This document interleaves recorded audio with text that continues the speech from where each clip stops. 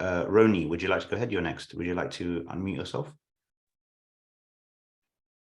I've got the other problem. Like if I make a mistake, I sit and cry for hours. So if I make a mistake, I'm like, oh my God, I know you have to do Sizda Sahu, you know, but sometimes I just had a video the other day, and the guy was saying, oh no, if you made that mistake, you got to repeat.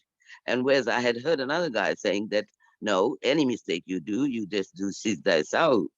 But so that really becomes my problem. You know, I get so depressed that I the rest of my Salah goes out of the window, sort of, you know.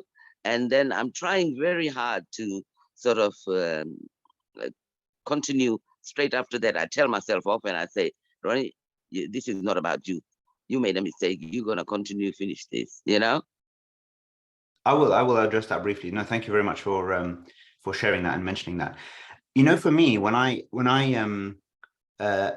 if ever, for example, you know, a very common thing many of us have experienced, okay, is that, you know, is what I call the is the sort of the moment of truth moment, right? When you're in the third unit of the 4-unit prayer, and you're in your prostration, okay, in the sajda, and then like you finish saying Subhana Rabbil A'la, and maybe you've supplicated or whatever, and then now you're in there and you're like, you freeze almost, yeah? And you think, okay, which unit am I in? Am I standing all the way up, or am I just sitting down now? Right? Am I in the third or the fourth rak'ah, in the third or the fourth unit?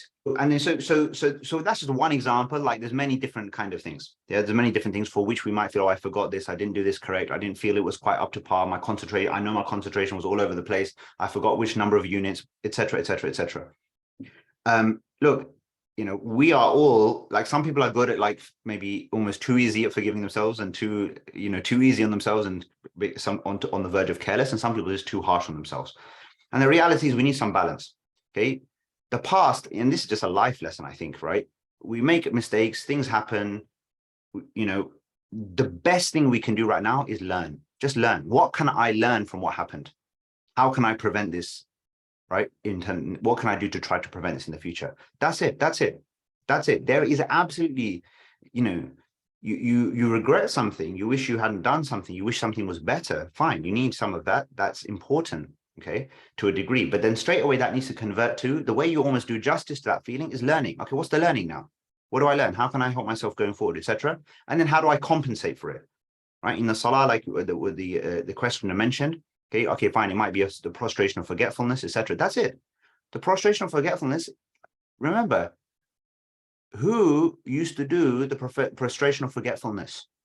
Who used to do it, and who used to recommend it? The Prophet, peace be upon him, himself, correct? So what does that imply? He himself sometimes had some things in his Salah for which he needed to do the prostration of forgetfulness. Now, if that doesn't reassure us, I don't know what will, right? Knowing that, based on the reports that we have through various narrations, knowing that he himself at times mixed the number of units or prayed an extra unit in leading his followers, his companions. This is well reported in many of the narrations, okay? And on that basis, then, the prostration of forgetfulness, either he did or he recommended, right, to companions upon asking. That's a very important thing to understand. So he was a human being, right? He was the best of human beings, but these situations took place for him. So if it took place for him, how did he respond? That's it. Prostration, forgetfulness. Okay, astaghfirullah. And then to prostrate to Allah, make up for it, move on. That's it, move on now. Don't be held back by thoughts and, you know, sort of overly negative feelings with regards to the past and with regards to yourself. Again, you have to remember how you conceptualize, how you see your Lord, right? Allah is merciful, he's generous. He is, in his own words, he says that he's one who's appreciative of your efforts. Again, he's not trying to catch you out because, oh, you forgot in this moment, was I in this or that unit? Okay, people forget. Sometimes people forget because they're concentrating so much. If you're in your prostration and you're really pouring your heart out, okay, you lose a sense of even like what's going on, right? You're really in the moment. You're asking Allah, you might be really emotional, you might be praising him, asking him, etc. in your prostration. It's perfectly understandable that you might forget which unit you're in. It's more likely, actually, sometimes you're more concentrated. Sometimes you might forget. Many people actually, now thinking about it, many people over the years of me teaching this program, they've mentioned that to me. They said sometimes I'm giving more attention to the concentration part, and then actually this make me, at the moment it's making me forget which unit I'm in. So fine, okay, that's okay. There's ways to deal with that, right? And that will come back over time. But you just focus on the, focus on what you're doing.